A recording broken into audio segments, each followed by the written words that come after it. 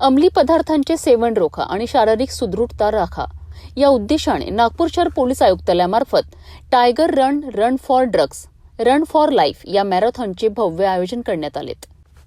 Police आयुक्त doctor Ravindra Kumar single यांच्या संकल्पनेतनं साकारलेल्या या स्पर्धेला त्यांनी स्वतः हिरवी झेंडी दाखवून सुरुवात केली। या स्पर्धेत 21 किलोमीटर, 10 किलोमीटर, 5 किलोमीटर आणि 3 किलोमीटर अशा 4 गटांचा समावेश होता। विशेष म्हणजे या मॅरेथॉनमध्ये केवळ वरिष्ठ पोलीस अधिकारी किंवा अंमलदारच नाही तर त्यांचे कुटुंबीय आणि नागपूरकर नागरिक मोठ्या संख्येने सहभागी झाले होते।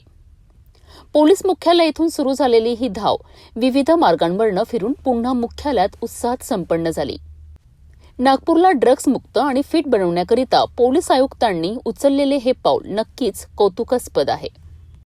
आज आपण एक दुसरा एडिशन होता टायगर रनचा आणि याच्यात मोठी संख्येमध्ये लोक आलेले आहेत आणि याचे जे हेतू आहे ऑपरेशन थंडर, याच्यात आपण ड्रग्सच्या विरुद्ध काम करतो आहे आणि आज जवळपास 16-17 हजार लोकांनी याच्यात भाग घेतलेला आहे। याच्यात 3 कारवाई आहे, आपण दिवस रात्र याच्या मागे आहे आणि या शहराला आपण ड्रग फ्री करायचे आहे आणि मागील जवळपास 1.5 वर्षामध्ये आपण जवळपास 15 ते 20 कोटीच्या मुद्देमाल आपण केलेला आहे जप्ती आणि ती कारवाई आपली चालू आहे आणि जे भौतिक म्हणजे हे चालू आपण ठेवणार आहे आणि आपण चालू वाढते।